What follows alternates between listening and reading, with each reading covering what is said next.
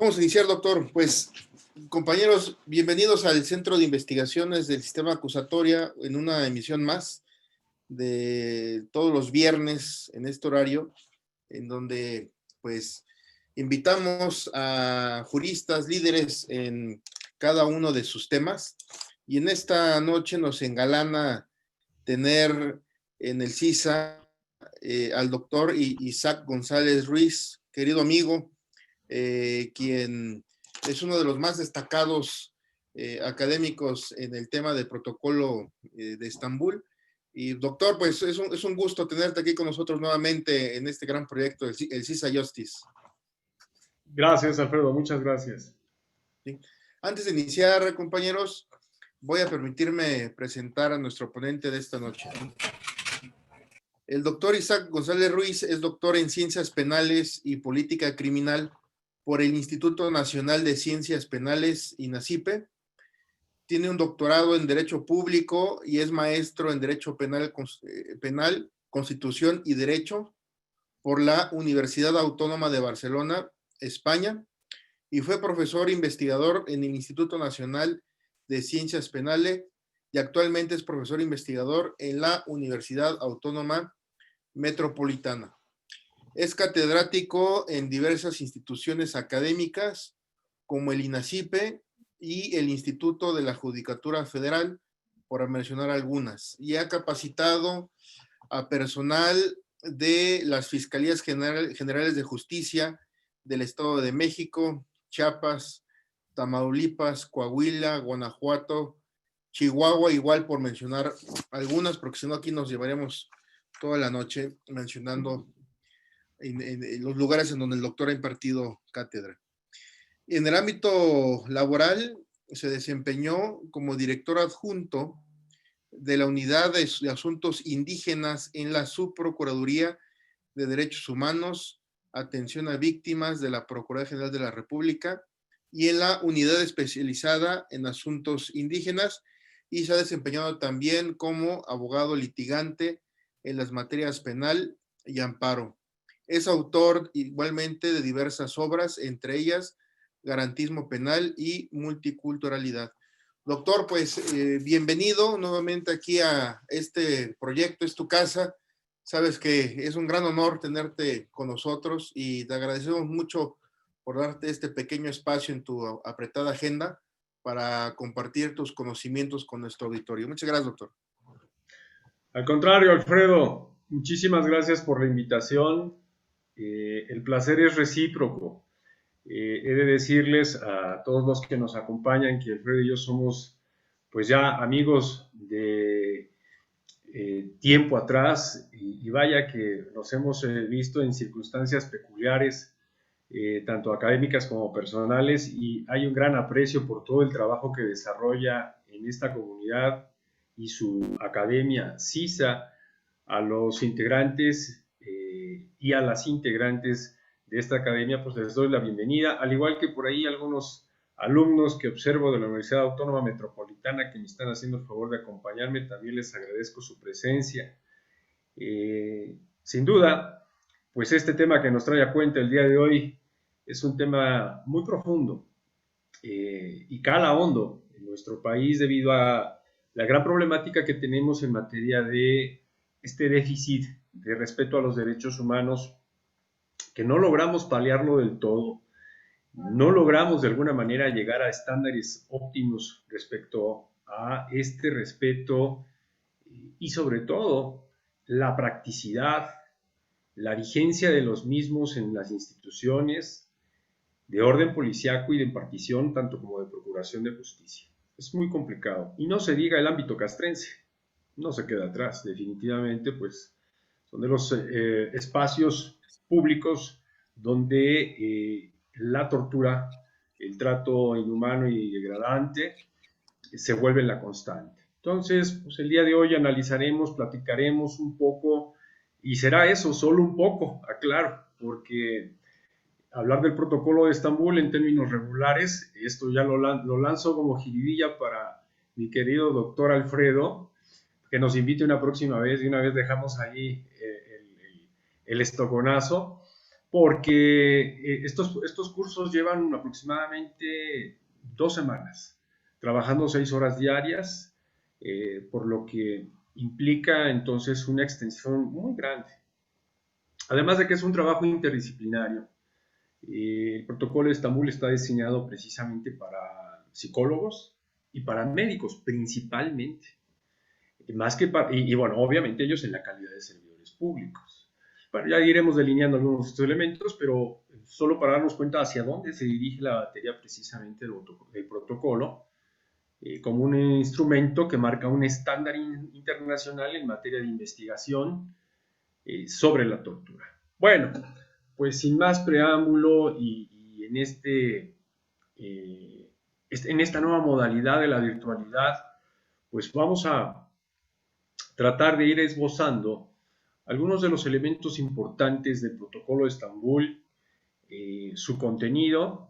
Por supuesto, será esto a vuelo de pájaro, grosso modo, pero haré una imbricación con algunos otros instrumentos internacionales que le dan precisamente el sentido más profundo y, por supuesto, una relación intertratados o interinstrumental, donde diferentes instrumentos internacionales se ven vinculados, se ven relacionados precisamente con el protocolo.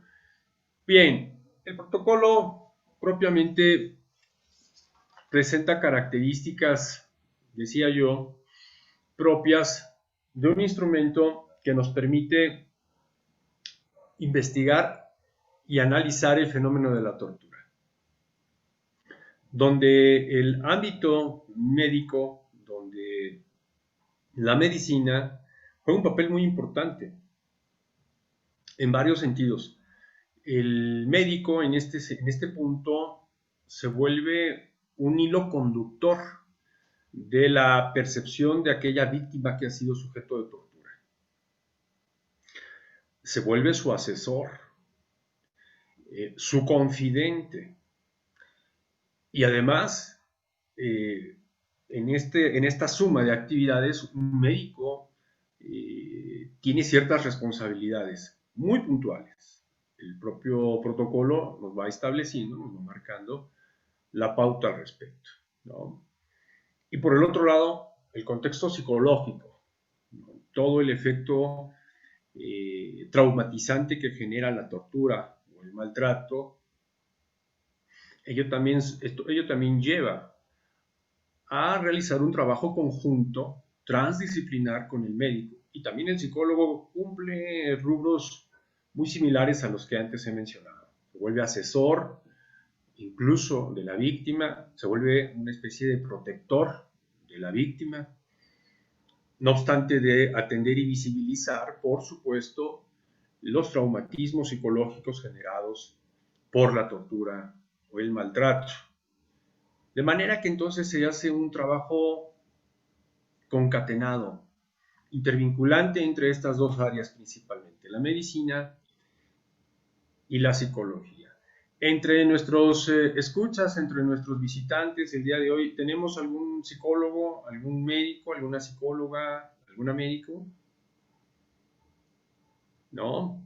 Creo que en su mayoría son abogadas, ¿verdad? O abogados. Si mal no tengo nota del perfil. Sí, parece que sí. Bueno, de cualquier manera, eso facilitará las cosas porque por lo regular cuando asignamos estas sesiones en un contexto de praxis, sobre todo y en particular con cuerpos policíacos. El año pasado, por ejemplo, en diciembre, tuve la oportunidad de estar en Chihuahua. Tuvimos 15 días trabajando precisamente el protocolo de Estambul con la policía del Estado, Seguridad Pública, asignó a los más veteranos, bueno, me mandó a la caballería pesada, ¿no? Los policías, pues, un poco más resistentes a entender esta lógica de los derechos humanos, evitar la tortura, etcétera. Pero fue interesante el trabajo, fue muy interesante trabajar con ellos. Y bueno, como estas prácticas pues las habríamos tenido en otros momentos. Sin duda, la constante en este sentido es la resistencia que se tiene para introyectar estos temas. Y esto atiende a cuestiones de orden cultural, amigas, amigos.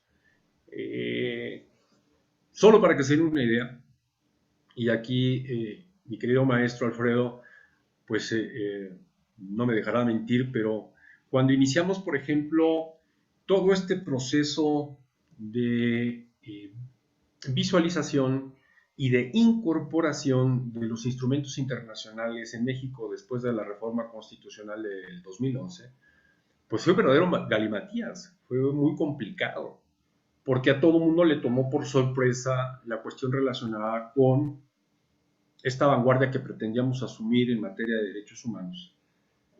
Y decir vanguardia, pues es una caricatura, es un mal chiste, porque en Centroamérica ya otros países pues, nos llevaban la avanzada, ¿no? Argentina, Chile, incluso Colombia, en fin, Paraguay, y no se diga en Europa. Más de 20 años, 30 años, con todo este tipo de vinculaciones directamente en el ámbito de la constitucional, el ámbito constitucional, donde los instrumentos internacionales forman parte del corpus legal vigente en estos países. Entonces, llegar con estas temáticas y planteárselas a policías de un estado, de una región, ya no se hable de los municipales, pues resultaba una tarea verdaderamente titánica. Y sigue siendo, sigue siendo. Cambiar los modelos de comportamiento en cuanto a evitar el torturar a alguien, maltratar a alguien, denigrar a alguien como una práctica común, pues dejen ustedes para obtener información, no, para resolver el caso. Pues sin duda era un fenómeno profundamente arraigado, profundamente extendido. Reitero, lo sigue siendo de alguna manera, aunque también he de reconocerlo, ya menos. Poco a poco, estos temas han ido avanzando en la cognición de cada uno de nosotros, incluso de los propios servidores públicos, que es justamente hacia donde apunta el protocolo de Estambul. Ni hablar del ejército, espero no herir ningún tipo de susceptibilidad en mis escuchas si tienen algún vínculo con algún familiar militar, pero ha sido también una parte muy compleja. Trabajar con militares no ha sido nada fácil porque justo en esta lógica de modificar formas de pensar y de actuar en función del respeto a los derechos humanos, cuando por décadas, por mucho tiempo atrás, se ha acostumbrado a usar la tortura como un mecanismo, como un medio coactivo que permite resolver no solo casos o asuntos, sino también conflictivas internas de las propias corporaciones castrenses o policíacas en México, pues ha sido propiamente la moneda de cambio permanente. Por ello ha sido tan difícil el poder erradicar esto. Y todavía más complejo.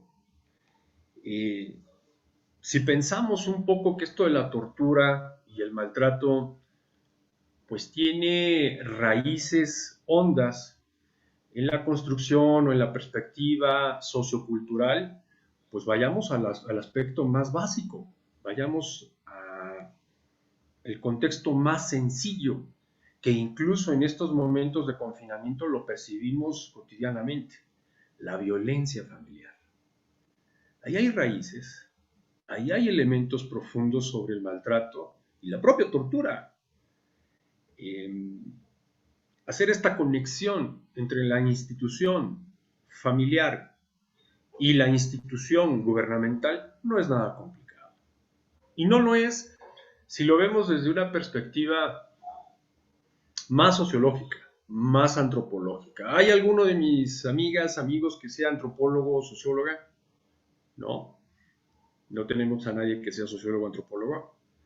Bueno, no se preocupen. Yo tampoco lo soy, pero pues mis estudios de alguna manera me han llevado a eh, incursionar en estas áreas donde seguramente pues encontramos muchas respuestas donde el derecho simplemente es yermo, el derecho no da para más. Entonces hay que tramontar a otras áreas de conocimiento donde encontramos estos elementos.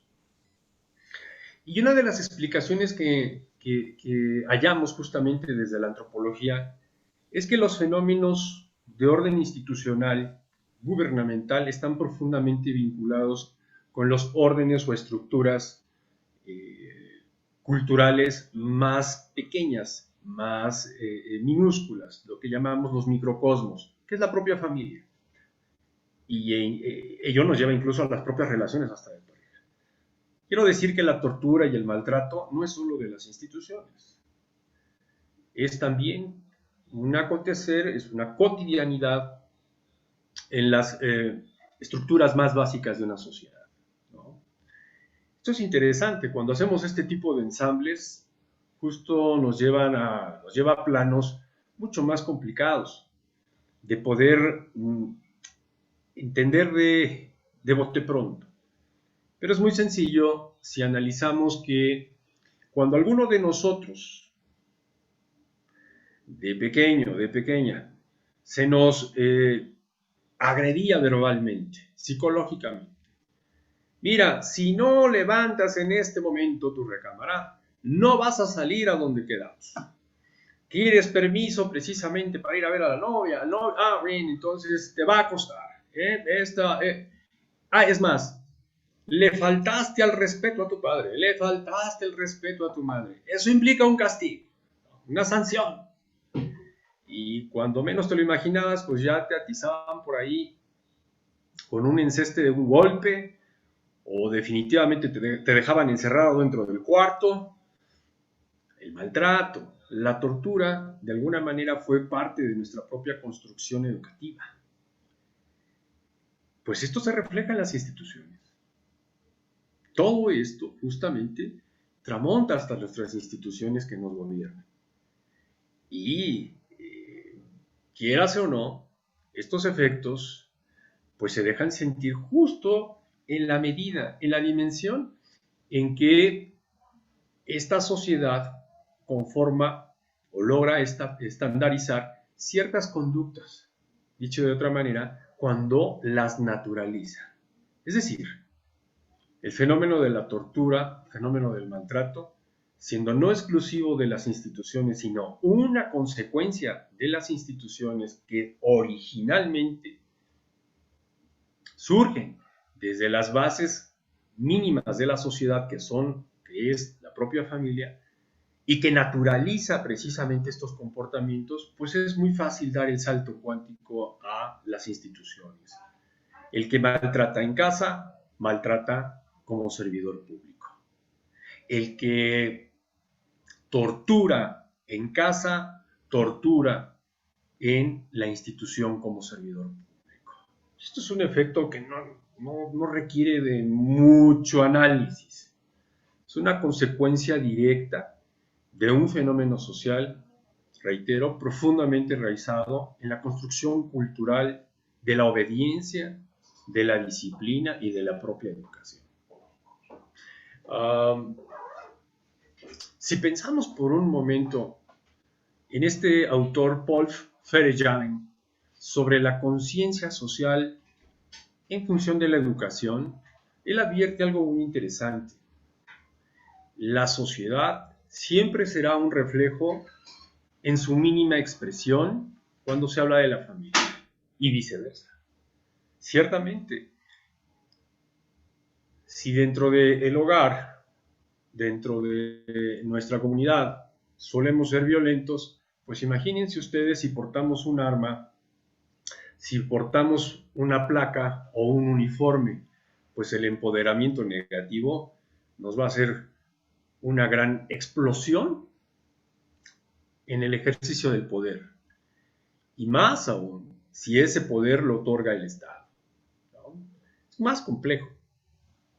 Bueno, Pues quiero dar esta introducción un poco a profundidad, porque el fenómeno de la tortura no es necesariamente un fenómeno de orden institucional o gubernamental, pero sin duda es el epítome, es la parte culmen, es el punto límite donde observamos precisamente esta fenomenología. Ahora bien, vamos entrando entonces en materia. No quisiera que esto fuese un monólogo. Me gustaría mucho que si alguien desea participar, lo haga abiertamente, con toda la apertura. Si algo gozamos precisamente en esta estupenda casa que nos da CISA, es de la libertad de expresión y libertad de cátedra. Así que podemos expresarnos con toda apertura. Y si alguien tiene alguna duda o comentario, me puede atajar sin mayor problema. Vale, pues voy a iniciar presentando, voy a compartir pantalla, o me compartes, mi querido Alfredo, porque necesito bajar unos... A ver, déjeme. Ya maestro. Unos Ya archivos. puede compartir su pantalla. A ver, voy a ver si puedo. Ahí vamos. Vamos a ver.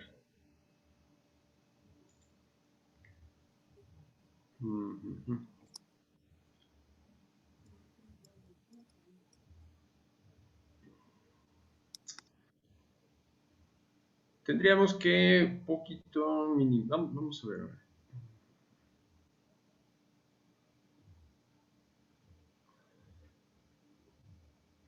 A ver.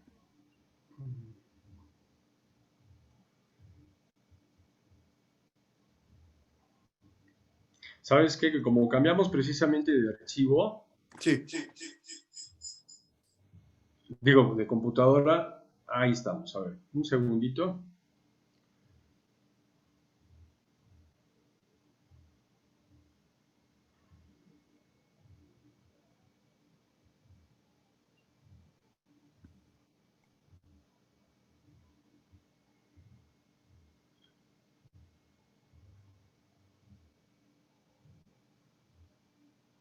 Ahí estamos.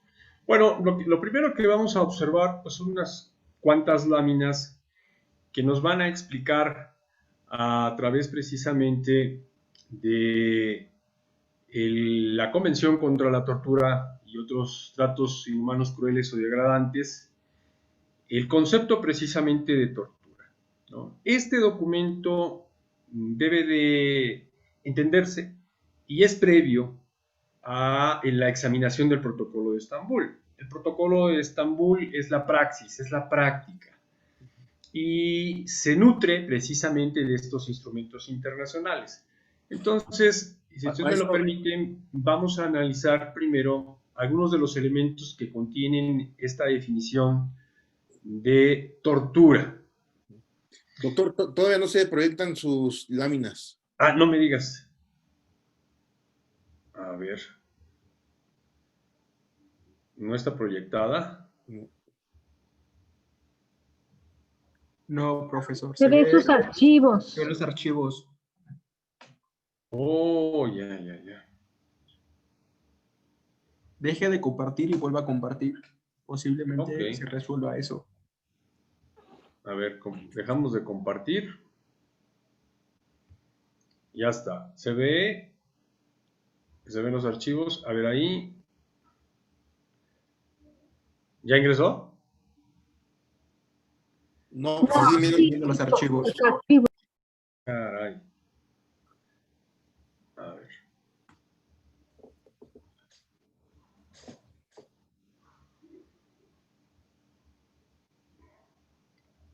Pues buena me la he hecho porque aquí... Un segundo. Vamos a ver, vamos a dejar de compartir. Ya estamos. Doctor, como consejo, primero hay que abrir la presentación de PowerPoint y dejarla en el escritorio. Posteriormente le pone compartir pantalla y le va a dar la opción ahí de compartir la presentación de PowerPoint para que usted pueda manipularla. Sí, es correcto. pero entonces tendría yo que minimizar, ¿no? Para efectos de poder. Así es, tendría que minimizar las ventanas que tiene, pero dejar abierta la de Word, Ok, la de PowerPoint, eh, perdón. gracias, muchas gracias. Entonces, ¿me salgo un momentito nada más para bajar estos archivos? Claro que ¿Sí? sí. Claro que sí, maestro. Ok, muchas gracias.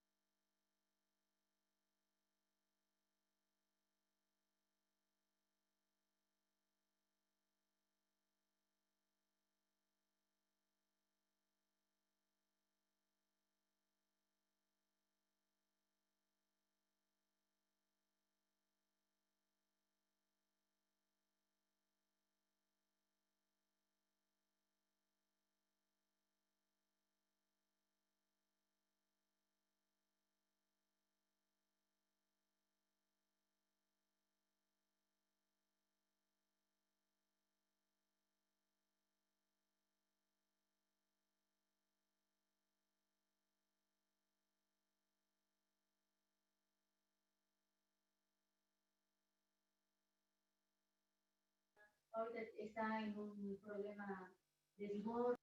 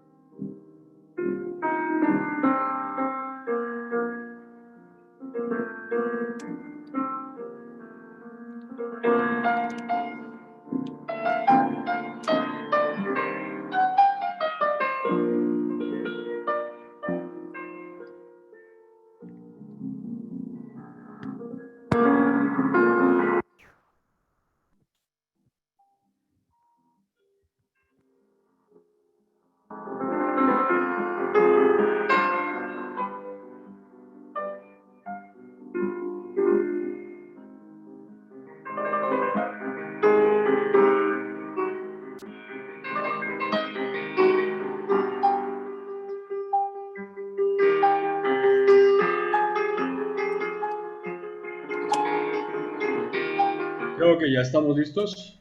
Ahora sí. Una disculpa, pero bueno. Son de los inconvenientes de la era moderna para un prehistórico como yo. Muy bien. Ahora sí, compartimos la pantalla.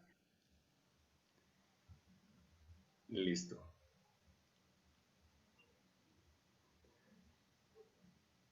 Bien, creo que ahí sí se observa, ¿verdad? Ahí está, doctor. Perfecto. Muchas gracias y perdón por la espera. Bien, vamos pues. ¿Se me escucha bien? Sí, ¿verdad? Sí, doctor. Gracias, Alfredo. Vamos, doctor. Bien, para los efectos del protocolo de Estambul, decía yo, previamente hay que visualizar algunos instrumentos internacionales igual de importantes y relevantes, pero que resultan ser vinculantes, es decir, obligatorios en su observación. Porque al final de cuentas, cuando se aplica el protocolo de Estambul, lo que provoca es justamente remitirnos a este tipo de instrumentos internacionales. Entonces, uno de los básicos, uno de los instrumentos más importantes es esta Convención contra la Tortura y otros tratos o penas crueles, inhumanos o degradantes. Y aquí es donde se encuentra el centro o el núcleo del protocolo de Estambul. Porque la definición que se comparte en esta convención es la misma que se reproduce en el protocolo. Ya lo veremos. Veamos aquí, en el artículo primero, a los efectos de la presente convención se entenderá por el término tortura todo acto por el cual se inflinja intencionadamente a una persona dolores o sufrimientos graves, ya sean físicos o mentales, con el fin de obtener de ella o de un tercero información o una confesión. Hago énfasis en ese rubro, una confesión. De castigarla por un acto que haya cometido o se sospeche que ha cometido. Cuidado con este elemento. Se sospecha que se cometió que se realizó algo, que se produjo una acción y que esta precisamente nos remita a la idea de que hay una sospecha, ¿no? Esto es peligrosísimo. O de intimidar o coaccionar a esa persona o a otras por cualquier razón basada en cualquier tipo de discriminación, cuando dichos dolores o sufrimientos sean infligidos por un funcionario público. Aquí hay otro elemento importantísimo, la calidad del agente. Lo que llamamos nosotros en dogmática penal, la calidad del sujeto activo, las características propias del activo. Se trata de un funcionario público. En las siguientes láminas iremos descubriendo estos elementos. U otra persona en el ejercicio de sus funciones públicas, una característica más de este servidor público.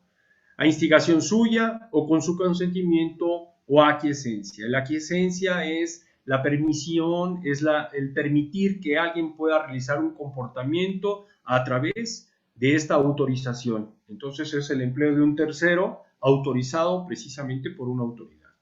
No se considerarán torturas los dolores o sufrimientos que sean consecuencia únicamente de sanciones legítimas o que sean inherentes o incidentales a estas. Aquí nos abre un espectro de exclusión o un espectro de ciertas condiciones que podrán realizar los agentes aprensores siempre que no violenten derechos humanos, por lo tanto un tipo o una clase de violencia mínima bajo un cierto debido control. Esto es el uso de la fuerza, tanto física como letal, pudieran estar dentro de este rubro. Claro, habría que analizar el caso en concreto. ¿De acuerdo? Bien. Ahora vamos con el siguiente elemento. El presente artículo se entenderá sin perjuicio de cualquier instrumento internacional o legislación nacional que contenga o pueda contener disposiciones de mayor alcance. ¿Esto qué implica? Esto implica que una disposición que contenga mayor protección respecto de las garantías y los derechos humanos de una persona que haya sido sometida, por ejemplo, esa disposición se podrá aplicar si se encuentra bajo la característica de una interpretación pro persona, de una interpretación que procure precisamente la mayor protección en beneficio siempre de los derechos, de la integridad, de la vida y de la libertad de aquella persona. Entonces, en estos casos, si contásemos en un cierto momento con algún instrumento de mayor protección, por supuesto podrá ser aplicado y no necesariamente el de la convención.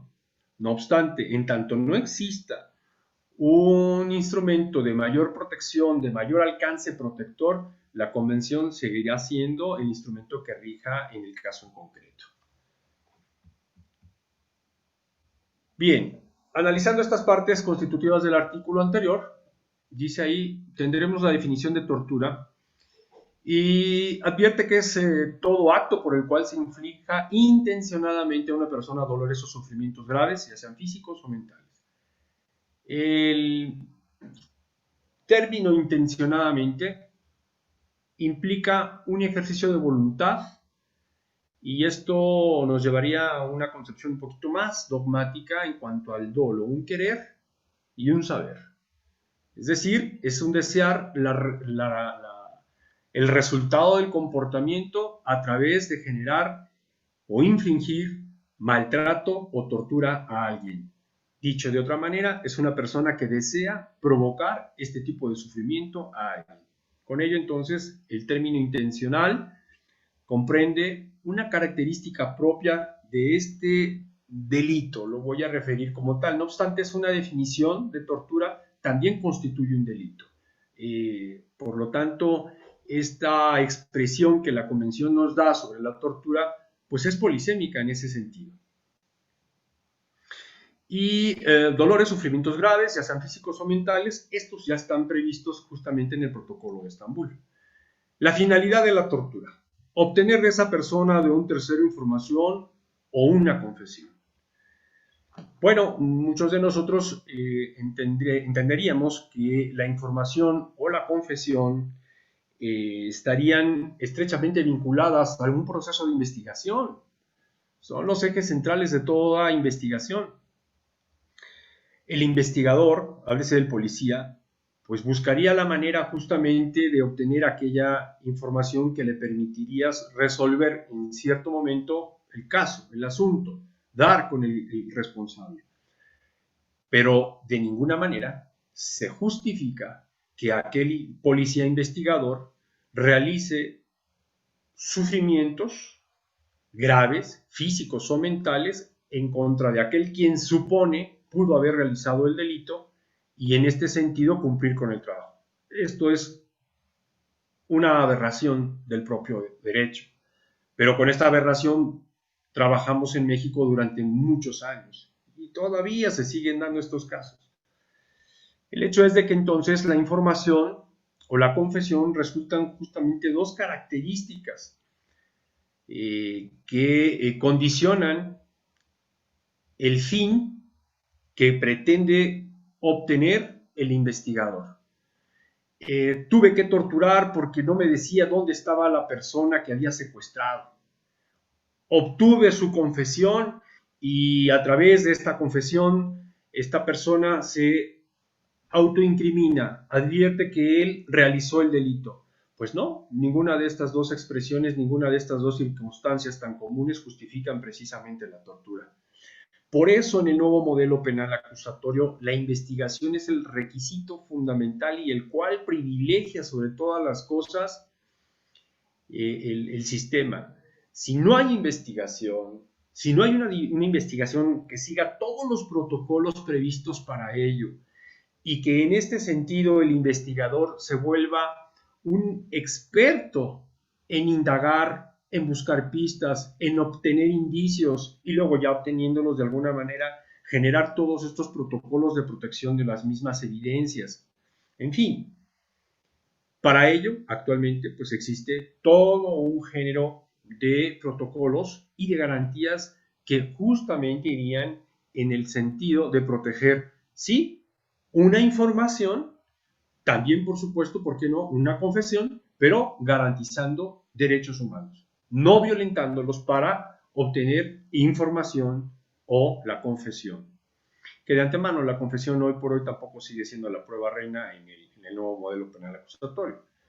En el siguiente inciso, castigar por un acto que haya cometido, se sospeche que haya cometido. Bueno, eso es lo peor. El sospechosismo famoso, la constante de sospechar que alguien pudo haber cometido un ilícito, un delito, y que bajo esa circunstancia, específicamente bajo esa circunstancia de el suponer que alguien lo pudo haber realizado, sea motivo suficiente para detenerle, torturarle y maltratarle. Pues tampoco. Reitero, esta era la constante, pero hoy por hoy, en el espectro de la definición de la tortura, justamente advierte que esa sospecha, bajo la cual muchos policías a veces suelen regirse hasta la fecha, decía yo, bueno, pues sigue siendo una constante y en buena medida justifican mucho de su trabajo en la resolución del mismo. Ah, bueno, pues si traje al torturador, mira, pero si traje al ladrón, ah, vamos, pero si traje al tratante de personas, lo tienes enfrente de ti. Sí, pero esa detención tuya fue totalmente ilegal porque lo torturaste, lo violentaste y al final de cuentas algunas pruebas que se hayan obtenido incluso bajo el influjo de la tortura tendrán que ser anuladas. Y por eso en ocasiones, en el sentido más estricto, mucha gente justamente obtiene su libertad porque el juez encuentra elementos más que suficientes para advertir que efectivamente esa persona pudo haber sido torturada y por lo tanto los asuntos ya en etapa de proceso o en cualquier momento, en cualquier parte del procedimiento, puede precisamente el juez advertir tal que decida dejar en libertad a esa persona al punto de que la investigación se vaya a la borda.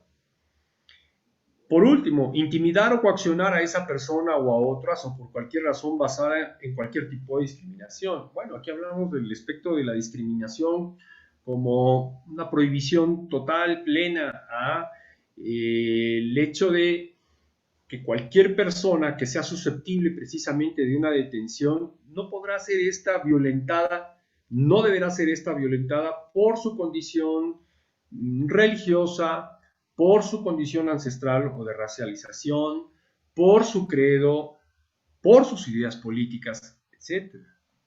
Oh, en esta circunstancia, el que realice la investigación, pues será lo menos que sea necesario contar con estos elementos, salvo que sea un elemento importante o indiciario, es decir, alguien que actúa por racismo y comete ciertos delitos, bueno, el efecto psicológico tendrá que justamente ser materia de prueba.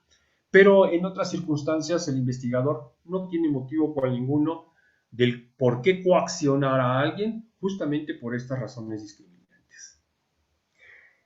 No sé si alguien quiera tomar la palabra, alguna duda, algún comentario en este sentido. Bien, vamos bien hasta aquí, espero que sí. ¿Quiénes son los agentes? Vamos a ver. Cuando dichos dolores o sufrimientos sean infligidos por un funcionario público. Bueno, la característica, la connotación precisamente del funcionario público puede ser cualquiera, sí. Desde el presidente de la República, que está contratado precisamente por el colectivo, por el pueblo, para representar al Poder Ejecutivo, como el presidente de la Suprema Corte de Justicia, o cualquier ministro o juez, puede ser susceptible precisamente de una imputación por tortura. Claro, puede ser, por supuesto que sí. ¿Algún diputado, algún senador? También, sin duda. Y de ahí nos vamos en escalada hacia los grados más elementales de atribución en calidad de un funcionario. Lo que quiero decir es que las personas que se contratan dentro del servicio público, así realicen el trabajo más incipiente, más sencillo, si tienen esta calidad de funcionario público o de servidor público, por supuesto que pueden ser susceptibles de cometer tortura. Cuidado, porque entonces aquí el espectro de los implicados pues es enorme. Es decir, la posibilidad respecto de quién pueda ser funcionario público en el rango municipal, estatal o federal, pues simplemente se atomiza. Cualquier persona entonces que tenga esta calidad puede... ¿Sí? ¿Se escucha? ¿Pueden cerrar sus micrófonos, por favor? Gracias. Gracias. Bien. El inciso B. Otra persona en el ejercicio de sus funciones públicas o a instigación suya o con consentimiento o aquiescencia. Aquí tenemos tres formas distintas de poder realizar precisamente la tortura. Desde la condición de ser funcionario público. Yo soy funcionario público y entonces a través de la instigación, es decir, a través del ejercicio constante, diario, cotidiano, de introyectar en alguien a quien pretendemos torturar o maltratar y que en este sentido aquella persona termine convencida, bien, entonces en este punto habrá un tipo de complicidad, sin duda, pero esta instigación que yo estoy generando respecto de un tercero, por supuesto que me resulta totalmente imputable. No voy a ajenizarme de esa responsabilidad. Aquí hay un condominio funcional del hecho, diríamos en términos muy de Roxin. Consentimiento, ¿no? En el punto de que, bueno, pues yo convencí a Pedro para que realizara tal actividad, pero yo no la realicé. No, definitivamente hay una autoría mediata de tu parte. No la realizaste, pero sí convenciste a alguien de realizar justamente este comportamiento. Por lo tanto, también te asiste responsabilidad. Y por aquiescencia, a través de, ¿no?, una persona que realiza una tortura a través de otra persona y que aduzca justamente no tener ningún vínculo o relación, ¿no? Por supuesto. Esta condición también es sancionable, es decir, este comportamiento de valernos de cualquier persona por instigación, por consentimiento o por aquiescencia, nos hace plenamente responsables, porque la calidad incluso del servidor público, del funcionario público, pues es abierta, totalmente abierta. Por lo tanto, pues puede ser cualquier persona. Y entonces ahí entre paréntesis nominábamos incluso a los más comunes, es decir, a los servidores públicos más comunes, a los cuales se les atribuye este tipo de comportamientos, ¿no? Las autoridades de seguridad pública, los de procuración de justicia, las penitenciarías y los ejércitos, es decir, las unidades castrenses. Bueno, estos son, grosso modo, los elementos con los que trabaja justamente el protocolo de Estambul, ¿no? Pero los tomamos justamente de la Convención contra la Tortura. Bien, hasta aquí, ¿alguna duda o comentario? Totalmente abierto, lo que gusten, por favor. Doctor, nos pregunta una compañera que nos está viendo por Zoom. Sí. Que si entrarían en este tema las estructuras organizadas de poder.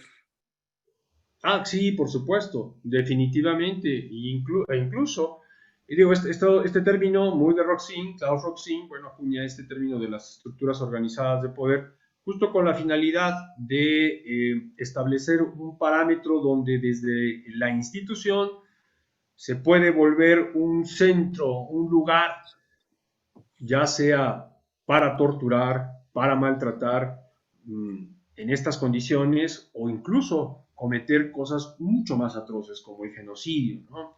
Esto se vio de manera muy clara a través de las estructuras nazis en la época de Hitler. Entonces, los aparatos organizados de poder que retoma Roxin justamente los basa en los ejemplos de la condición nazi, donde los alemanes solían, a través de sus instituciones, pues desaparecer gente. Para eso tenían la SS, la Gestapo, y el extremo, llevarlos a los campos de concentración y en ellos, pues aniquilar de manera masiva a las personas, pero todo en nombre de la institucionalidad, ¿no? Entonces, un aparato organizado de poder viene siendo una maquinaria institucional que está justamente perfilada con el objetivo de destruir masivamente o de manera individual a su colectivo, a su propio pueblo, ¿no? Entonces, sí, por supuesto que cabe la construcción de Roxini en este sentido.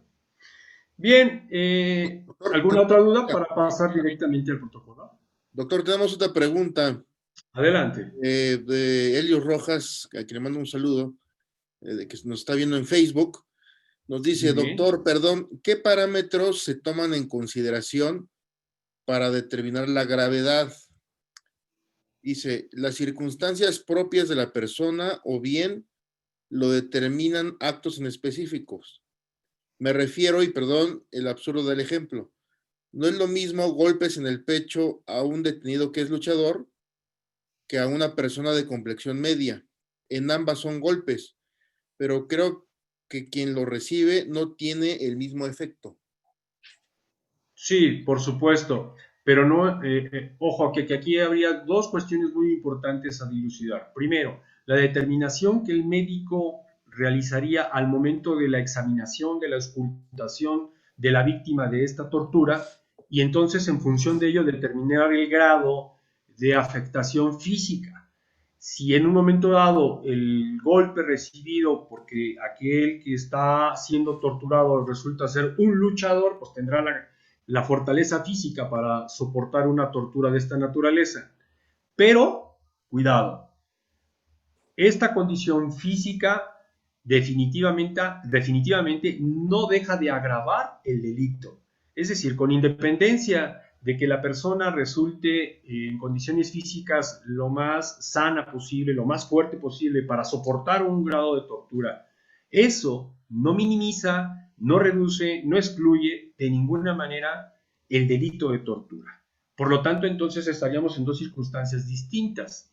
Si esa persona es todo lo contrario, es una persona frágil, con algún tipo de enfermedad cardíaca, pulmonar, qué sé yo, pero que la hace demasiado vulnerable precisamente a una tortura y que es probable que a las primeras de cambio sucumba ante las primeras torturas, bueno, el grado es decir, la gravedad del delito en este sentido no se minimiza, no se reduce por el hecho de la conflexión física o del acondicionamiento físico de esta persona. El delito persiste con el mismo grado de gravedad, valga la expresión, con la misma intensidad de la gravedad que si se hubiese provocado en el caso precisamente del luchador, ¿no? Que tiene una corpulencia y que aparentemente le haría susceptible de resistir tal.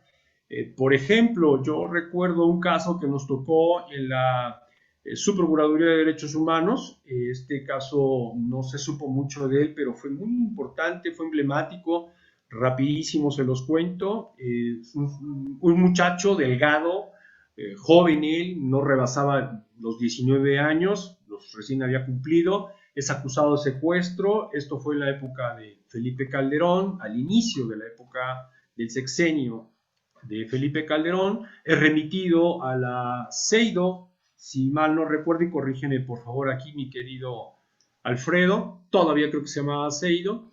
Es torturado este chico porque se le acusaba de secuestro y de un golpe de los policías, de los agentes agresores. Lo tenían este chico amarrado a una silla, entonces del golpe el chico se voltea la silla, el respaldo cae hacia atrás y el chico se desnuca. Entonces él muere y bueno, esto se fue incluso a la Comisión Interamericana y terminó una solución amistosa.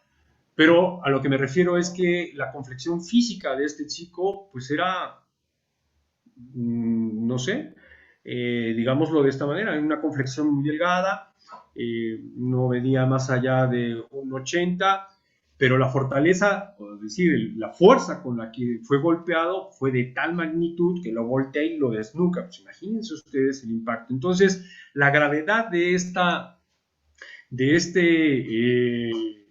delito no se disminuye, no se minimiza en función de la corpulencia de la víctima. No tiene nada que ver. Muy bien. ¿Sí? Doctor, una pregunta. Sí, adelante. Hablamos de confesión, pero puede haber que haya tortura pero que no se encuentre la confesión.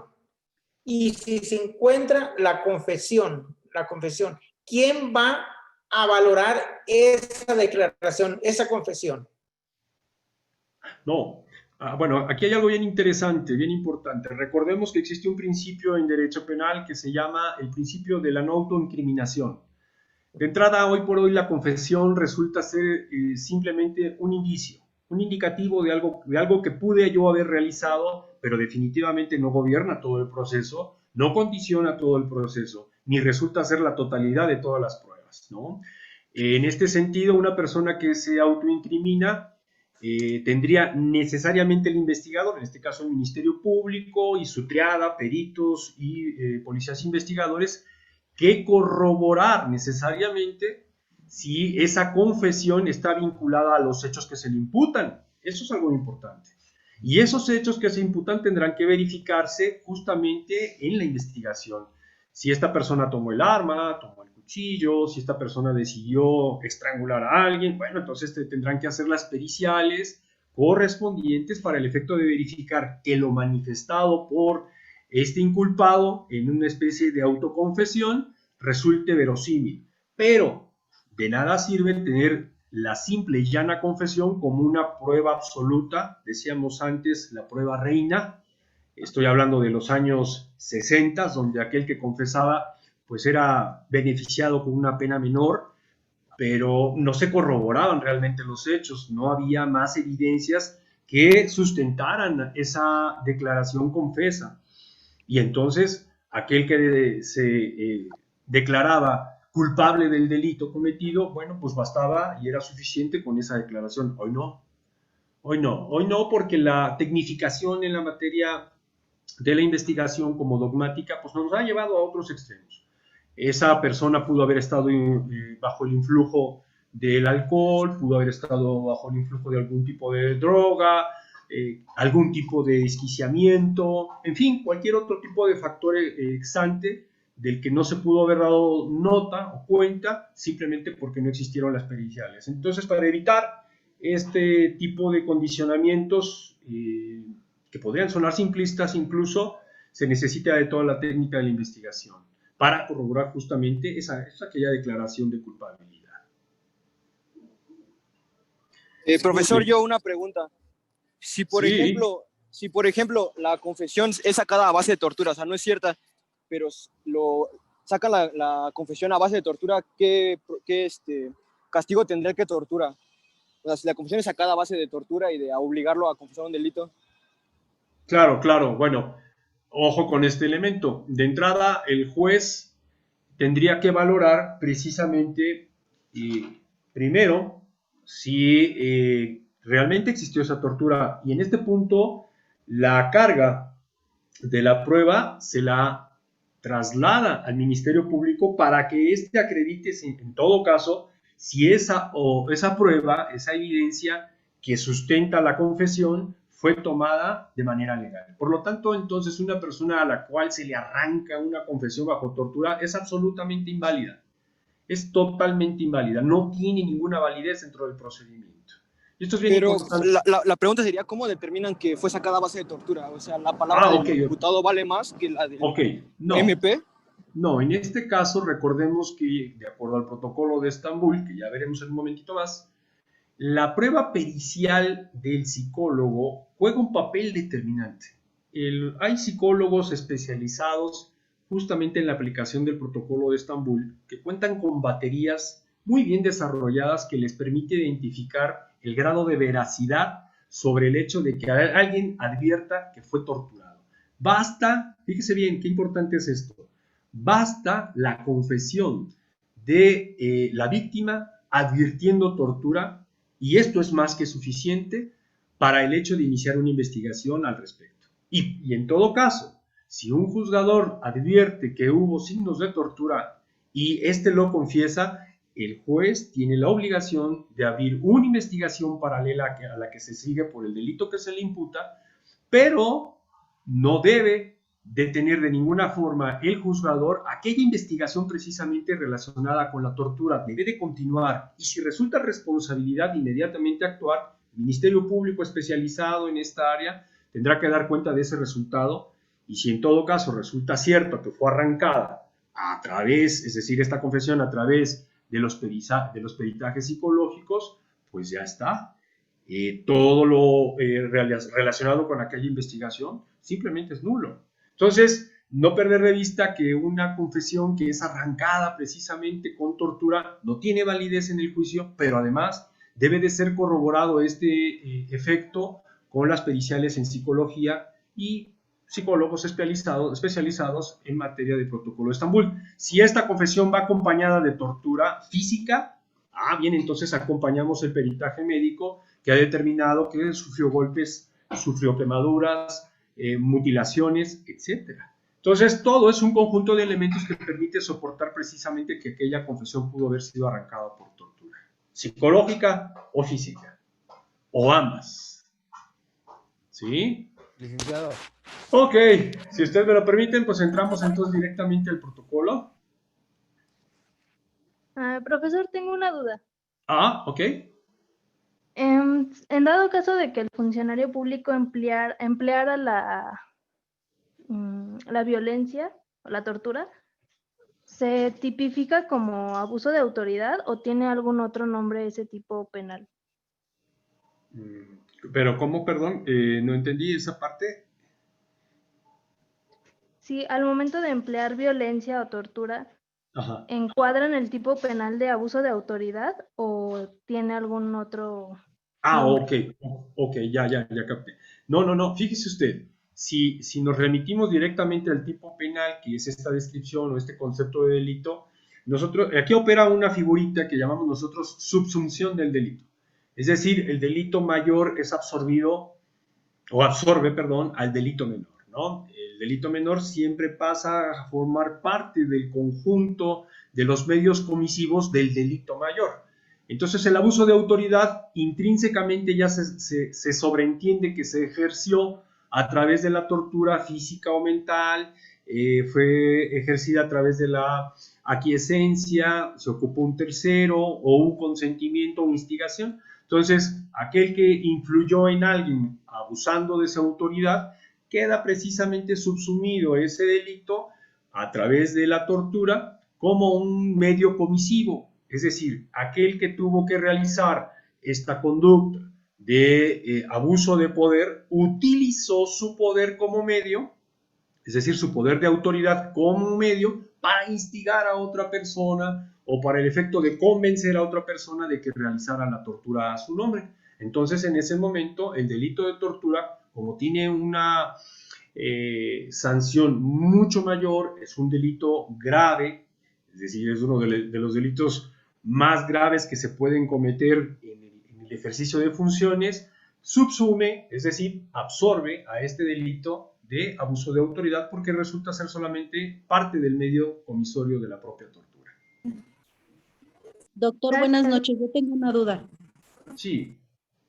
Mire, yo tengo una duda. En el caso de la comisión de un hecho delictuoso, el imputado que le apliquen, en este caso, tortura, ¿sirve como atenuante para el juicio? Pero atenuante para el delito que cometió. Para el imputado. Sí. No. A ver, son dos cuestiones distintas. Una es la acción por la cual se tuvo que investigar, detener y sujetar a proceso, ¿no? Que supongamos una persona cometió el delito de trata de personas. Bien, se le investigó, se le detuvo y se le sujetó a proceso, se le presentó ante el juez de control, etc. Y otra cosa es el hecho de que se le haya torturado. Ahora bien, el hecho de que se le haya torturado no atenúa de ninguna manera la pena que se le puede imponer por el delito de trata de personas. Porque por un lado, ojo, no perder de vista, por un lado, esta persona resulta ser el presunto, ¿no? Diríamos el presunto responsable, que no es el término ya, respetando la presunción de inocencia, pero es el imputado de un delito. Y por el otro lado, en lo que hace al delito de tortura, tiene la calidad de víctima. Entonces hay una conjunción que va corriendo en paralelo. Por un lado es el imputado del delito, pero por el otro lado es víctima de otro delito, ¿no? del delito de trata de personas, es imputado, por lo tanto sigue su proceso, pero por lo que hace a la tortura, es víctima de ese delito de torturas y tiene que seguirse precisamente una investigación para los efectos de esclarecer si hubo o no tortura. Entonces hablamos de dos situaciones que corren en paralelo con calidades distintas en el caso de una misma persona. ¿Sí se captó? Sí, muchas gracias. ¿De qué? Ok. Profesor, una duda. Sí.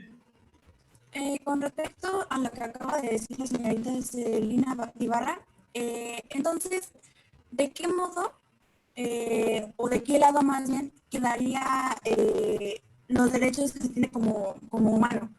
O sea, el derecho a, no sé, a la no tortura. O sea, ¿dónde quedaría eso? O sea, a partir de lo que dice Celina, o sea, ¿de qué manera se podría erradicar eso? O sea, no sé si me entiendo. Sí. No se preocupe, lo entiendo bien. A ver, es que en todo momento cuando se comete tortura, se están poniendo en riesgo, en peligro los derechos humanos de la persona que es víctima de tortura. Entonces, en este sentido, podríamos hacer un análisis muy, muy acuicioso de todos los derechos humanos que se pueden, es decir, todos los derechos humanos que se violentan a partir precisamente de la generación de esta tortura. Si usted me lo permite, yo en un ejercicio muy forzado, reduccionista, pues yo diría que hay tres principalmente: la vida, la integridad y la dignidad de una persona. Básicamente, de entrada, son estos los derechos humanos que se violentan. Y como sabemos, algunos de estos elementos constituyen el propio núcleo de los derechos humanos. Entonces, la vida, la integridad y la libertad de una persona, ya diría uno más, y la dignidad, 4 elementos entonces, podrían estar precisamente peligrando cuando se tortura a alguien. Ya los efectos de prevención, bueno, serían propios de un análisis secundario, que si ustedes me lo permiten, ahora sí, entremos al protocolo, finalmente, pues si no, no lo voy a abordar. Bueno, agradezco muchísimo las preguntas, voy a compartir un segundito nada más, si usted me lo permite, mi querido Alfredo, me ausento un momentito y subo el material rapidísimo. Adelante, doctor. Muchas gracias.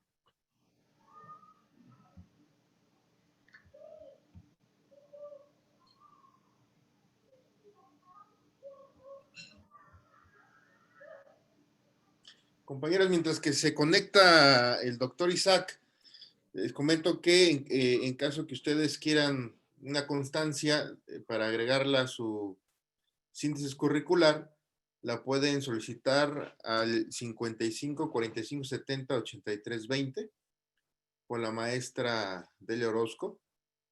Se lo repito, 55 45 70 83 20. Ya también se envió este número al chat del Zoom. Vamos a esperar unos segundos para que se vuelva a conectar el doctor.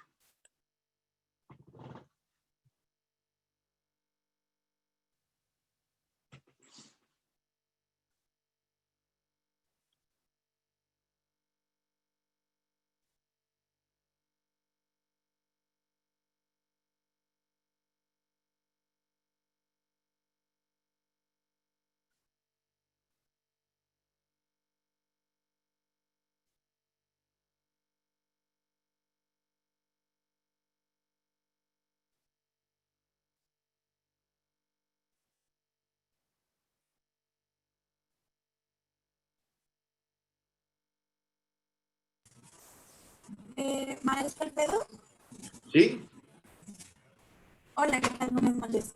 Una pregunta. ¿Uno como estudiante también puede solicitar esa constancia o solamente es para los pacientes? No, también los estudiantes pueden solicitar esta constancia. De hecho, es muy loable que ustedes como estudiantes estén tomando esta clase invirtiendo tiempo en esta clase de cursos, porque avanzan un poco más, ¿no? O sea, no se quedan únicamente con lo que reciben en la universidad. Y pues todos los viernes se lleva a cabo este programa de 8 de la noche a 10, para que ustedes estén informados respecto de estas actividades. Pueden seguirnos en la página de Facebook, nos encuentran como Centro de Investigaciones del sistema acusatorio. Esa es la página del centro, del CISA. Y también pueden solicitar que los agreguen al CISA Justice, así lo encuentran como CISA Justice, todo junto, CISA Justice. Y tenemos un grupo que se llama Sistema Acusatorio CISA. Ahí nos pueden localizar. O bien al mismo teléfono, ahí ya les están proyectando ahí la página de Facebook. Ahí ustedes pueden darle un like para que les hagan nuestras publicaciones. O bien al mismo teléfono al cual pueden ustedes solicitar su constancia, le pueden pedir a la maestra Orozco que los agreguen al CISA, al chat de CISA Online, y ahí subimos todas las actividades académicas que vamos generando. ¿Alguna otra duda, María Paola? No, muchas gracias. Sí, adelante. Aquí le están mostrando en este momento las páginas a las que ustedes se pueden incorporar. Ya estamos listos. ¿Listo, doctor? Sí. Adelante. Ahora sí, compartimos pantalla. Listo. Muy bien. Bueno, este es el famoso protocolo de Estambul, chicas, chicos. Es un instrumento internacional enteramente vinculante para el instrumental normativo que tenemos asentado en nuestro país. Quiero decir que a partir de esta reforma constitucional en 2011, todos estos instrumentos internacionales, háblese de tratados, convenios, protocolos, cartas, etcétera, pues son vinculatorios, son obligadamente necesarios y observables por los que imparten justicia y por los que procuran justicia. Y también, por supuesto, por el personal operativo que implica precisamente a los policías, ¿no? Y ahora con los de la Guardia Nacional, pues también, por supuesto que los vincula, obligadamente. Entonces se vuelve una obligación el seguir, el revisar, el cuidar precisamente lo advertido por este protocolo. Es un manual, bien lo dice, para la investigación y documentación eficaz de la tortura y otros tratos, penas crueles, humanos o degradantes. Bueno, vamos a ver, grosso modo, parte de su índice. Este instrumento está comprendido por varios apartados, incisos. Obviamente no vamos a ver ninguno de estos, los veremos solo de abuelo de pájaro, pues para efecto precisamente de que tengamos una idea, una noción de el contenido de este protocolo, ¿no? Pero vale mucho la pena destacar, por ejemplo, quienes participaron en la elaboración del protocolo. A partir del 2004, un grupo de, bueno, mucho antes, pero en 2004 se publica, se hace vigente, lo adopta la Asamblea de Naciones Unidas, lo publica y bueno, pues se vuelve ley vigente para nosotros. Entonces se preguntarán por qué en 2004 nosotros no tendríamos precisamente la posibilidad de contar con un instrumento de esta naturaleza cuando las cosas pues estaban más que descompuestas y así siguieron por varias décadas en nuestro país. Bueno, es que era lógico, las condiciones políticas no lo permitían, ¿no? En más de un caso, como lo estamos viendo actualmente, muchos expresidentes de la República hubieran sido justamente pues imputados por genocidio bajo muchas circunstancias que ahorita no valdría mucho la pena acotar. Pero vean ustedes, por ejemplo, la cantidad de organizaciones que participaron para la creación de este protocolo. Vemos organizaciones de diferentes países, Suiza, Francia, Alemania, por ejemplo, bueno, ahí en las capitales, New York, París, Boston, el tipo de organizaciones como Clínica Psiquiátrica de Indochina, la Asociación para la Prevención de la Tortura, la Asociación Médica Mundial, Amnistía Internacional, son organismos muy importantes que han dado cuerpo, poder precisamente al protocolo, los departamentos de Organización de Salud y Derechos Humanos, la Fundación Johannes Wehr, por ejemplo, el Instituto Latinoamericano de Salud Mental de Chile. Caray, o sea, es como para entretenerse un rato, con cuidado, con tiento y detenimiento, leer justamente quiénes participaron en la elaboración de este instrumento, ¿no? Aquí tenemos el índice justamente. De entrada, hay un espectro de normas jurídicas internacionales aplicables, y solo para que nos demos una idea de qué instrumentos justamente son los que inciden directamente no solo en la fundamentación, sino propiamente en el cumplimiento eficaz del protocolo. Y entonces aquí observamos, por ejemplo, la Comisión Interamericana de Derechos Humanos, la Corte Interamericana, que son justamente el producto, el resultado del Sistema Interamericano de Derechos Humanos de la OEA, el Tribunal Europeo de Derechos Humanos. Cuando se nos ha preguntado, cuando se nos ha referido, oiga, ¿qué pasaría si ni siquiera la Comisión Interamericana de Derechos Humanos o la Corte Interamericana nos hicieran caso para un caso de tortura grave, ¿no? Delicada, la que sea? ¿Podemos acudir al Tribunal Europeo de Derechos Humanos? Pues ahí se los dejo de tarea. Yo creo que sí. Yo creo que sí. Por supuesto que sí. Hay un tipo de jurisdicción universal muy importante, interesante, que campea justamente en el ámbito del cumplimiento de los acuerdos internacionales en derechos humanos. Y esta jurisdicción internacional tiene ciertos principios. Entonces, un principio muy importante es el de la integralidad.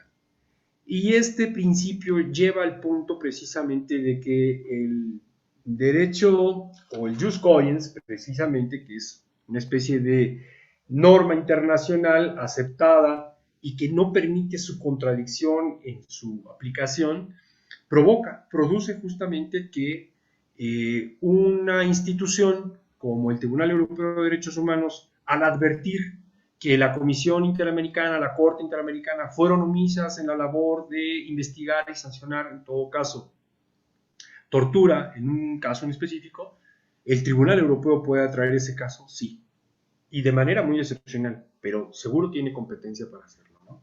El Comité Europeo para la Prevención de la Tortura y de las Penas o Tratos Inhumanos, Crueles o Degradantes, la Comisión Africana de Derechos Humanos y de los Pueblos Triviales, y el Tribunal Africano de Derechos Humanos de los Pueblos, la Corte Penal Internacional. Bueno, digo esto para que nos vayamos dando una idea de qué organizaciones regionales precisamente y sus propios estatutos se hacen vinculantes, no solo para quienes los firman, sino además cómo quedan incorporados en el propio protocolo de Estambul. Los códigos éticos pertinentes, ¿no? El de ética de profesión jurídica, el de la salud, porque reitero, es un documento que tiene un alto contenido médico y que lleva una línea dirigida justamente para que los médicos, en el momento de atender a una persona que ha sido susceptible de tortura o maltrato, tenga los elementos, sepa qué hacer y sobre todas las cosas entienda, empatice precisamente con aquella víctima de tortura. La Declaración de Naciones Unidas, obvio, no podía faltar, la Declaración de Órganos Profesionales, los Códigos Nacionales de Ética. Nosotros tenemos en México nuestro Código Nacional de Ética. Aquí hay algunos de los principios comunes de todos los códigos de ética. Y ojo, aquí hay 3 elementos bien importantes. El propio índice ya nos da incluso elementos de discernimiento sobre el contenido del propio protocolo, pero en su parte más esencial, más medular, el consentimiento informado, el deber de dar una asistencia compasiva y la confidencialidad. Si les es posible memorizarlos, grábenselos, porque estos 3 elementos que están desarrollados en el propio protocolo le da un sentido y un carácter único al protocolo. ¿En qué punto? Miren ustedes, el deber de dar asistencia compasiva, tanto el psicólogo o la psicóloga como el médico o la médica, al momento de tener a la vista a una persona que ha sido susceptible de tortura, en el caso del médico, por ejemplo, de la médica, pues tendrá que darle cumplimiento a su juramento hipocrático. provocar el menor dolor y tratar de sanar a esa persona. En el caso del psicólogo o de la psicóloga, por supuesto, tiene que generar empatía inmediata con esa persona a través de la compasión, de la no indolencia, fuera la indiferencia. Esto rompe por completo esos esquemas de cartabón que tenemos en los clásicos servidores públicos, indolentes, inhumanos, insensibles, ¿no? Fíjense ustedes, uno de estos principios precisamente comunes, y que el protocolo, entiéndase, es un protocolo que se aplica en todo el mundo, por lo menos en lo que hace a los países democráticos liberales. Bien, el dar asistencia compasiva se vuelve justamente un principio, pues, de orden universal. El consentimiento informado. Aquella persona que es víctima de tortura debe de dar su consentimiento para ser auscultada físicamente por el médico y para ser examinada psicológicamente por el psicólogo o la psicóloga. Si este consentimiento no es dado, no hay poder humano sobre la tierra que pueda precisamente imponerle una examinación física por medio del médico, una auscultación médica o una psicológica. Hacerlo implica violentar sus derechos humanos y por consiguiente podría haber precisamente una revictimización.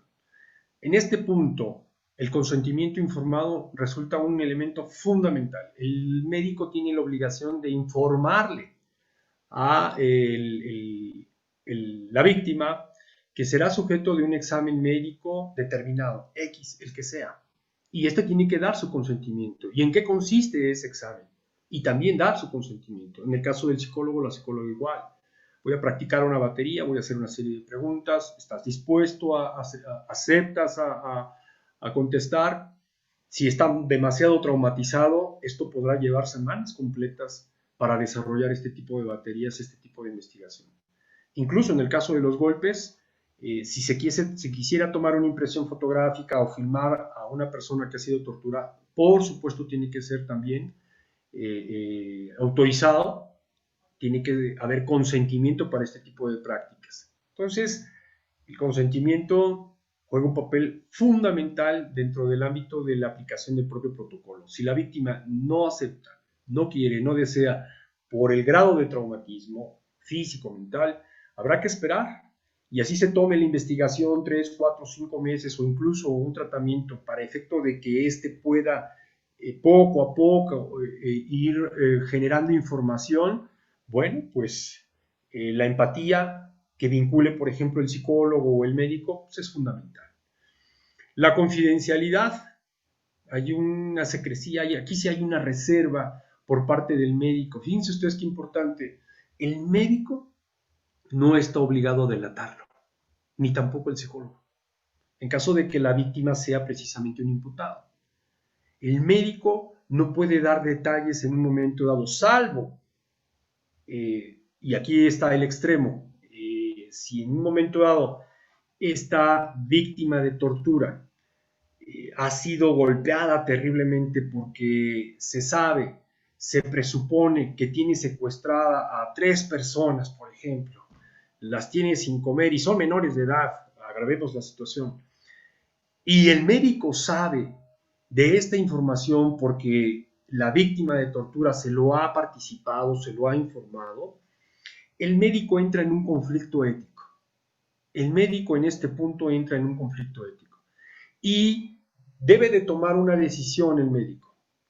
Informa a la autoridad lo que le ha comentado la víctima de tortura respecto del paradero y la condición de dónde se encuentran las personas sujetas de este secuestro o de trata de personas que tiene cautivas, o se reserva la información para estos efectos. Entonces tenemos una serie de reglas y principios que se detallan en el contenido precisamente del protocolo a sugerencia.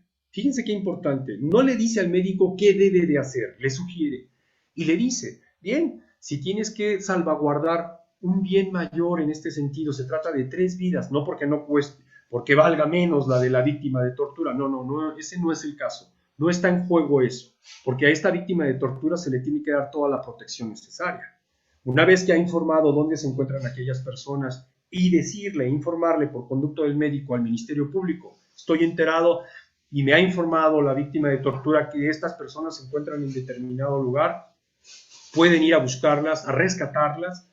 En ese momento la víctima de tortura queda resguardada, debe de quedar protegida de cualquier posible agresión. Y entonces el Ministerio Público, los policías investigadores harán justamente su papel, yendo a buscar, rescatar e investigar justamente lo informado por esta persona víctima de tortura.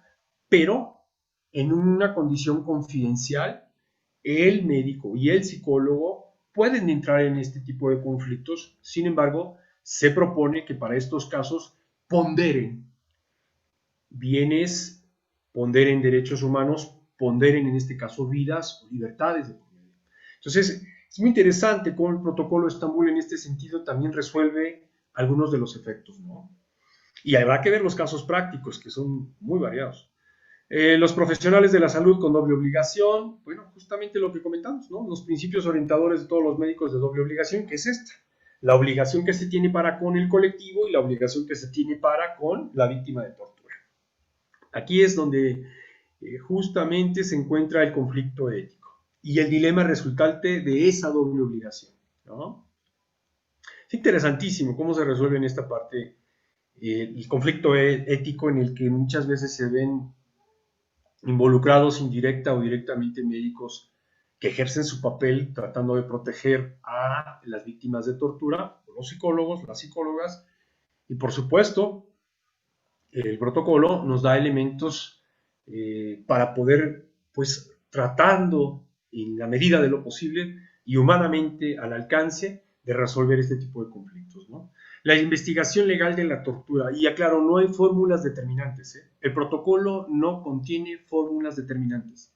El protocolo contiene medidas aproximativas, contendrá medidas preventivas de alguna manera, pero no son definitivas. Cada Estado-nación tiene la obligación de generar, en la medida de lo posible, pues condiciones más perfeccionadas, condiciones más perfectibles, más adecuadas a las circunstancias que incluso culturalmente vivan. De ahí que entonces la obligación de los países sea precisamente tomar este protocolo como una estándar, como una guía, pero de ninguna manera como un modelo predeterminado y sobre todo definitivo. No, esto no es válido. La investigación de la tortura. Bueno, aquí entramos justamente a la parte más álgida. Los objetivos de la investigación, los procedimientos para la investigación de los casos de tortura, la entrevista, el aseguramiento de objetos, los indicios médicos, las fotografías, ¿no? La comisión de la indagación, se debe de crear una comisión que indague justamente la tortura y se buscaría que fueran personas ajenas totalmente a aquella institución que se supone participó en los hechos. Por lo tanto, tendrían que ser nombrados, pues, por un colectivo, por un grupo o representantes de algunas ONGs emblemáticas, por supuesto, o de alguien que goce de un prestigio ético, moral, para formar parte de la propia integración de esta comisión de investigación. Y luego, bueno, vemos, por ejemplo, los criterios de selección de los miembros, en fin, procedimientos, avisos de investigación. Vamos directamente a esta parte. Las entrevistas, que son fundamentales. Es bien importante la parte de la entrevista que se hace a las víctimas de tortura, y esto propiamente lo lleva a cabo precisamente el personal del área de psicología, ¿no? Señales físicas de tortura. A ver, ojo con esto. Síntomas agudos, síntomas crónicos, resumen de la entrevista, el historial médico. Cuando tocamos esta parte, aquí es donde hacemos participar a los médicos. Los médicos, por supuesto, con su propio lenguaje nos van describiendo cuál es la parte lumbar, cuál es precisamente la parte frontal y occipital de la cabeza, el húmero, el radio, etcétera, dónde se encuentra el intestino, dónde está el corazón, de cómo se compone el corazón, ventrículo izquierdo, derecho, los pulmones, y nos van detallando justamente dónde puede haber este tipo de lesiones cometidas por tortura. Además, hay médicos en México tan ya especializados que ellos logran detectar que esa producción de un hematoma, por ejemplo, no fue producto de una caída fortuita. No, alguien lo aventó. El golpe que trae usted en el antebrazo no fue provocado porque usted se quiso recargar en una pared y no, nada de eso. Le pegaron con un martillo, por ejemplo. Entonces, hay huellas muy específicas que los médicos ya logran determinar con un catálogo previsto, un sentido muy agudo del desarrollo de su profesión. Esta expertise justamente les arroja esta experiencia y ellos ya logran determinar con una auscultación específica si aquel golpe fue producido o aquella herida fue producido de manera accidental o por un agente externo. El examen físico, la piel, la cara, el tórax, el abdomen, el sistema muscular, musculoesquelético, el sistema genitourinario. Recuérdense que en el caso de los hombres, de los varones, es muy común que se les torture precisamente en los testículos, en el pene. Entonces, en el caso de las mujeres, la vagina, puede haber penetración, cosas terribles, pero es parte justamente ese catálogo de tortura que los torturadores suelen precisamente ejercitar. El sistema nervioso central y periférico, el examen y la evaluación de las modalidades específicas de la tortura, golpes y otras formas de traumatismo contuso, golpes en los pies, esto es muy común también.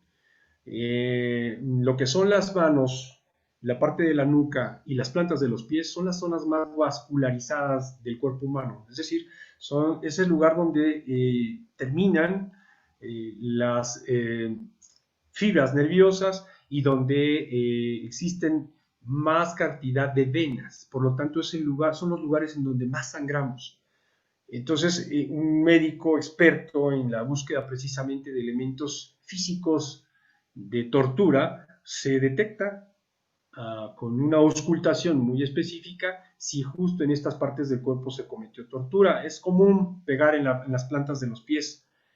En el caso de los narcotraficantes ocupan el ejercicio de la tableada y es cuando golpean precisamente a una persona hasta producirles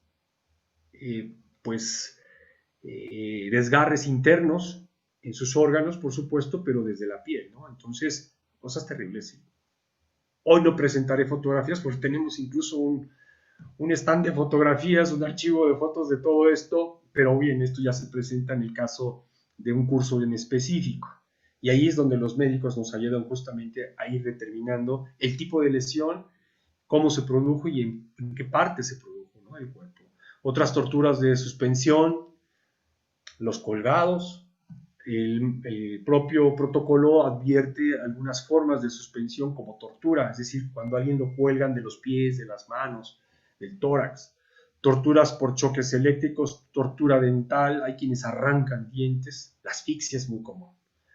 Seguramente ustedes recordarán por ahí algunas escenas que se ventilaron en la televisión pública, donde alguna persona es detenida y se le pone justamente la bolsa para hacerle el famoso submarino. Bueno, esto es parte precisamente del producto de este tipo de torturas, la asfixia, la tortura sexual, incluida la propia violación.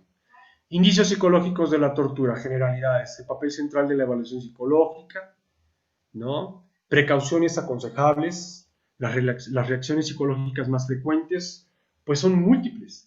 En este tipo de circunstancias, las reacciones de una persona puede ser el que guarde hermética forma o condición de no decir absolutamente nada, hasta de la persona que incluso inventa cosas, a la persona que incluso no duerme porque el traumatismo ha sido muy grande, recién empieza a tomar un poco de sueño, las imágenes inmediatamente se le proyectan, personas que sufrieron traumatismos físicos y que incluso esto les ha provocado ya un complejo, por ejemplo, una persona a la que se le hicieron amputaciones de oreja, dedos, extremidades inferiores, partes sexuales, cosas inimaginables, chicos, chicas, amigos, amigas. Justo entonces en esta condición el psicólogo, la psicóloga entra pues con toda una plataforma de baterías, con toda una técnica de terapias muy importantes que le pueden llevar mucho tiempo, incluso poder encontrar elementos de comunicación para efectos de ir esclareciendo los propios hechos, ¿no? Y eso lleva tiempo. Evaluaciones psicológicas, clasificación y diagnóstico, ¿no? Y las consideraciones éticas y clínicas y el proceso de la entrevista. los componentes de evaluación psicológica, la evaluación neuropsicológica, los niños y la tortura. Este es un capítulo muy peculiar. El estrés postraumático que genera la tortura, amigos, amigas, siempre tendrá efectos perennes para toda la vida. Por eso la psiquiatría aquí juega un papel muy importante. En muchas ocasiones ese estrés postraumático tiene que ser controlado a través de medicamentos muy potentes en muchos casos, pero regularmente cuando la persona psicológicamente es fuerte, pues logra salir a través de las terapias. Cuando no, pues entonces echa mano de la psiquiatría, ¿no? En el caso de los niños y la tortura, bueno, aquí hay un capítulo que no está tan del todo desarrollado en el protocolo, pero por lo menos sí da elementos del cómo precisamente pueden ser tratados los niños y las niñas en caso de tortura, y que no necesariamente en estos casos pues puede ser aplicado, es decir, la tortura aplicada por servidores públicos, puede ser el propio padre, la madre. ¿Aplica ahí el protocolo de Estambul? Sí, puede ser solo como guía, pero ya tenemos protocolos, ya tenemos guías muy bien desarrolladas, especializadas en materia de niños y niñas. Por lo tanto, el protocolo de Estambul, bueno, solo resulta un soporte para estos casos.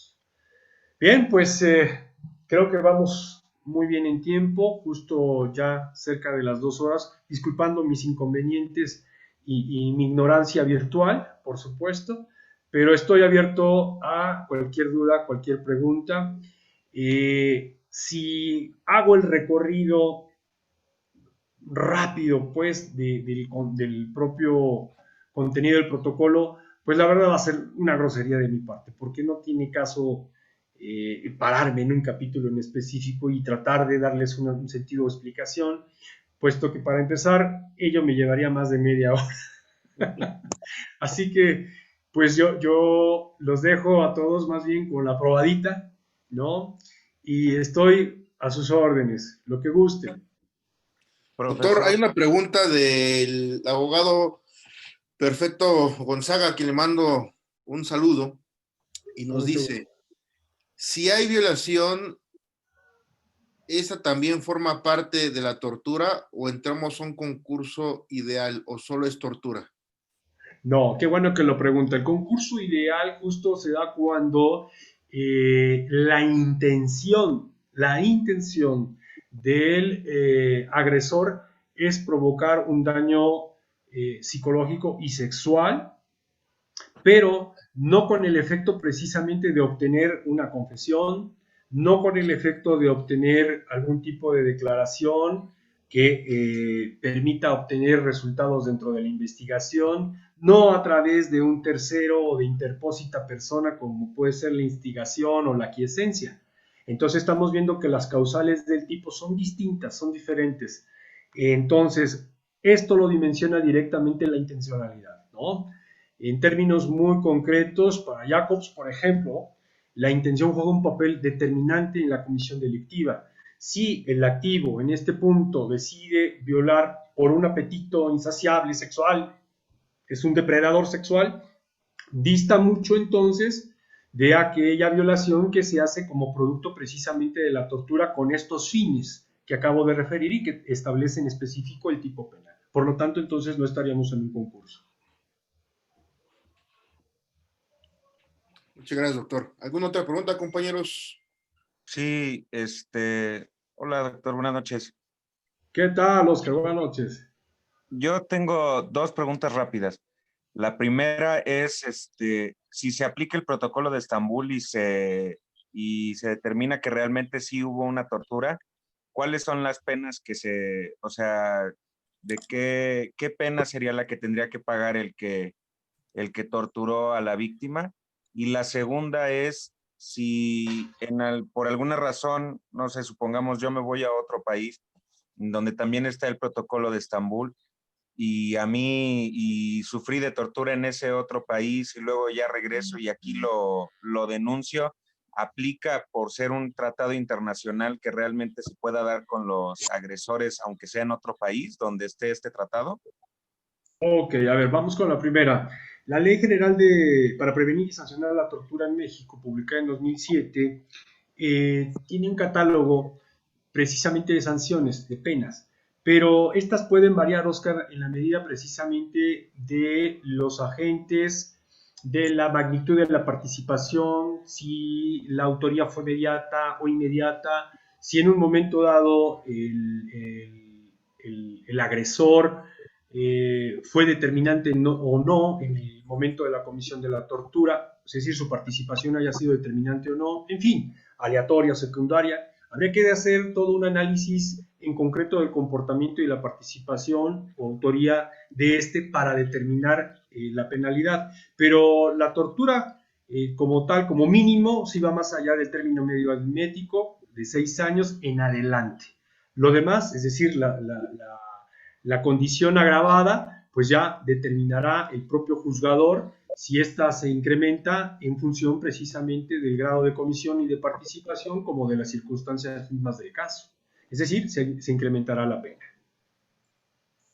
Pero partimos de un mínimo. La otra pregunta, ¿cuál era? Perdón. Sí, que si yo, por ejemplo, voy a otro país donde el protocolo de Estambul también está,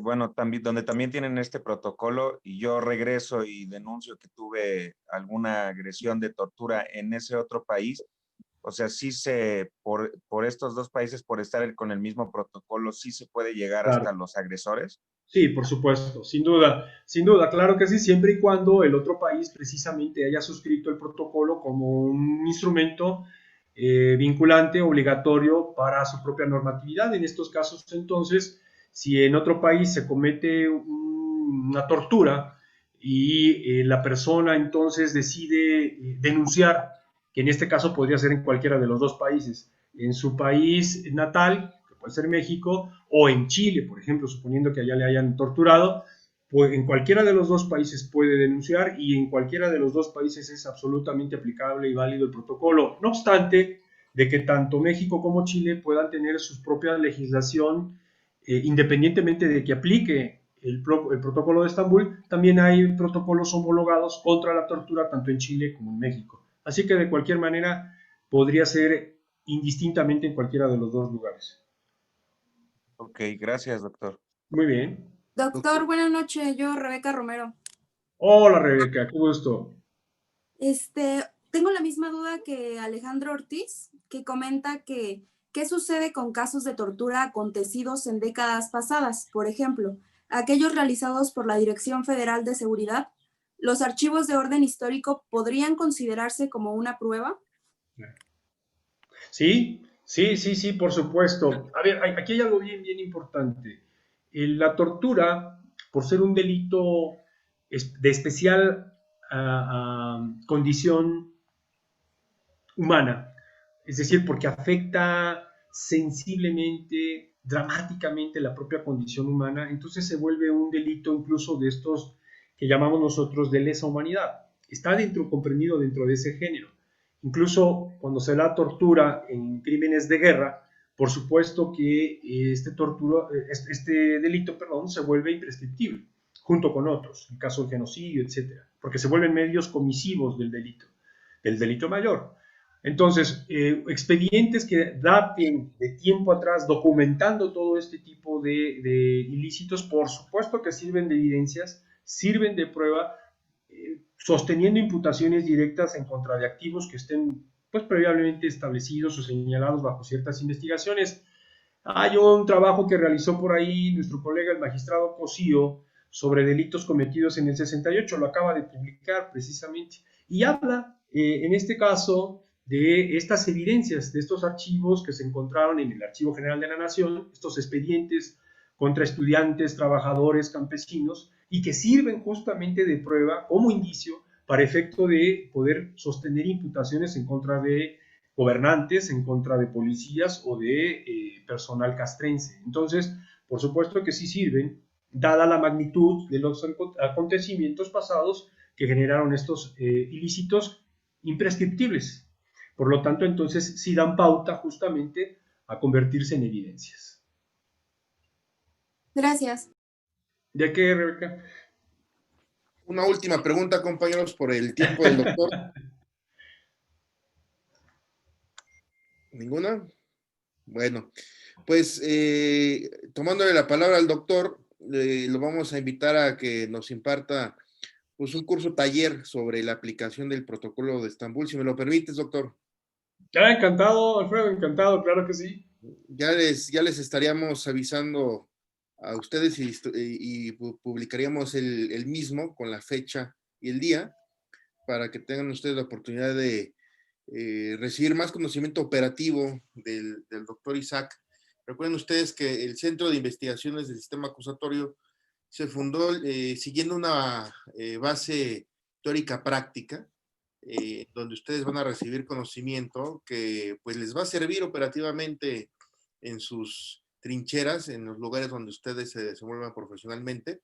Entonces esperen este curso y los invitamos a seguirnos en la página de Facebook del Centro de Investigaciones del Sistema Acusatorio, así nos encuentran en dicha red social. Y doctor, pues agradeciéndote tu presencia, tus conocimientos, te considero la voz más autorizada para hablar en el país de este tema. Tu gran experiencia y conocimientos te respaldan y pues fue un honor tenerte aquí con nosotros. Esperamos que no sea la última vez que nos hagas el honor de compartir nuestros conocimientos. Alfredo, es recíproca la admiración y el enorme respeto por tu trabajo. Esta institución que representas, pues hoy por hoy es una de las instituciones, yo creo, más importantes en materia precisamente de investigación y de trabajo colectivo que nos permite a algunos de nosotros, pues, desplegar este tipo de temas. Sin ustedes, efectivamente, pues no tendríamos voz, querido Alfredo. Entonces, tu institución es un baluarte ya, créemelo. Agradezco a toda la comunidad UAM, por supuesto que se dio cita el día de hoy. Me dio mucho gusto ver a algunos de los alumnos, amigos que se están congregando justamente y sin obviar, por supuesto, también a la comunidad CICE. Por lo tanto, pues, desde aquí un abrazo virtual fuerte, muy candoroso y contar con la presencia de todos ustedes en una subsecuente ocasión. Muchísimas gracias. Doctor, pues un fuerte abrazo a todos nuestros escuchas, nuestra comunidad CISA, la comunidad UAM, y pues cuídense mucho y nos vemos en la próxima emisión o en el próximo curso. Hasta la próxima. Gracias, igualmente. Muchas gracias. Gracias, doctor. Hasta luego. Gracias. Muchas gracias. Gracias. Gracias, doctor. Gracias. Gracias.